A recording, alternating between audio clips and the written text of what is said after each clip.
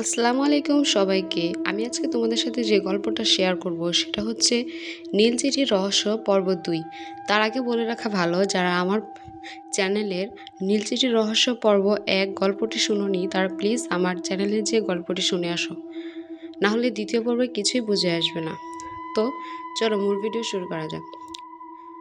ঝড়টা থেমে গেছে, চারপাশে শুধু ঝিঝি পোকার শব্দ। আরিয়ান কাপা হাতে পুরনো ছবিটা তুলে নিল। ছবির ছেলেটার মুখ যেন হুবহু তার নিজের মতোই। বুকের ভিতর হঠাৎ অদ্ভুত এক ভয় আর কৌতূহল একসাথে কাজ করতে লাগলো। সে দ্রুত বাড়ি ফিরে এলো, কিন্তু সারা রাত তার ঘুম এলো না। বারবার শুধু সেই মেয়েটার কথা মাথায় ঘুরপাক খাচ্ছিল, নীলা। পরদিন সকালে আরিয়ান ছবিটা হাতে নিয়ে গ্রামের সবচেয়ে বয়স্ক মানুষ আরমান চাচার কাছে গেল। ছবিটা দেখেই আরমান চাচা চুপ হয়ে গেল। তার চোখে অদ্ভুত এক অশ্রু জমে উঠল। তিনি ধীরে ধীরে বললেন, এই ছবি তুমি কোথায় পেলে? আরিয়ান বলল, পুরনো বট গাছের নিচে পেয়েছে। চাচা গভীর এক শ্বাস ফেলে বললেন, এই ছেলেটার নাম হচ্ছে আয়ান। প্রায় ২০ বছর আগে সে হঠাৎ নিখোঁজ হয়ে যায়। আরিয়ান অবাক হয়ে গেল, কিন্তু সে তো একদম আমার মতো দেখতে। চাচা কিছুক্ষণ চুপ থেকে বললেন, কারণ আয়ান ছিল তোমারই বাবার ছোট ভাই। এই কথা শুনে আরিয়ানের মাথা ঝিমঝিম করে উঠল। সে আজ পর্যন্ত কখনো এই নাম শুনেইনি। নিষিদ্ধ অতীত। সেদিন রাতে আরিয়ান নিজের বাবাকে সব জিজ্ঞেস করলো, কিন্তু তার বাবা হঠাৎ রেগে গেলেন। এই পুরনো কথা আর কখনো জিজ্ঞেস করবি না। আরিয়ান অবাক হয়ে বলল, কিন্তু কেন? তার বাবা চিৎকার করে বললেন, কারণ ওই বাড়ি আর ওই মেয়ে আমাদের জীবন নষ্ট করে দিয়েছে। এই বলে তিনি ঘর থেকে বেরিয়ে গেলেন। আরিয়ান বুঝে গেল এখানে কোনো বড় রহস্য লুকিয়ে আছে। রাত গভীর, বাইরে হালকা বৃষ্টি পড়ছে। হঠাৎ আরিয়ানের ফোনে আবার একটা অজানা নাম্বার থেকে মেসেজ এলো, আজ রাতে সত্যিটা জানবি। নিচে লোকেশন লেখা, পুরনো বাড়ির সত্যের মুখোমুখি। আরিয়ান সাহস করে সেখানে গেল। বাড়িটার দরজা আজ খোলা। ভিতরে ঢুকতেই ঠান্ডা বাতাস গা কেঁপে উঠল। পুরনো দেয়াল, ভাঙ্গা আসবাব, সব কিছু যেন মৃত স্মৃতি বহন করছে।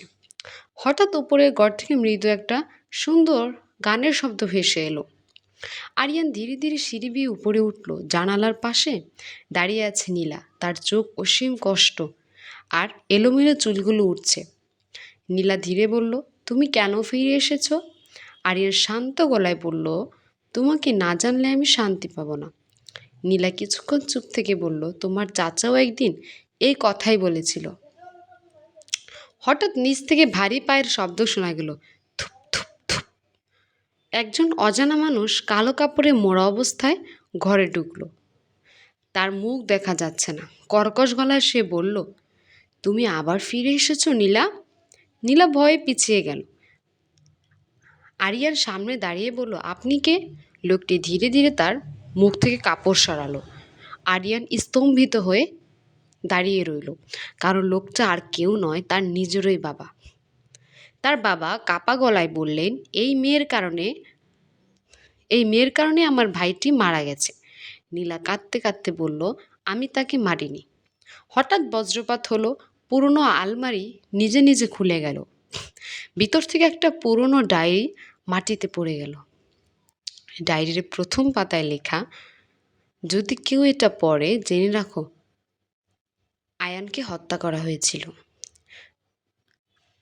আরিয়ান স্তব্ধ হয়ে গেল।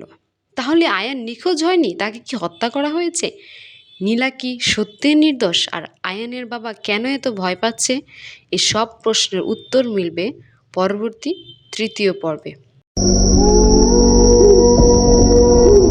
তো সেই পর্যন্ত ভালো থাকবেন, সুস্থ থাকবেন। আর অবশ্যই আমাদের চ্যানেলটিকে যদি এই পর্যন্ত সাবস্ক্রাইব করে না থাকেন, অবশ্যই সাবস্ক্রাইব করবেন আর পাশে থাকা বেল আইকনটিকে অন করে দিবেন।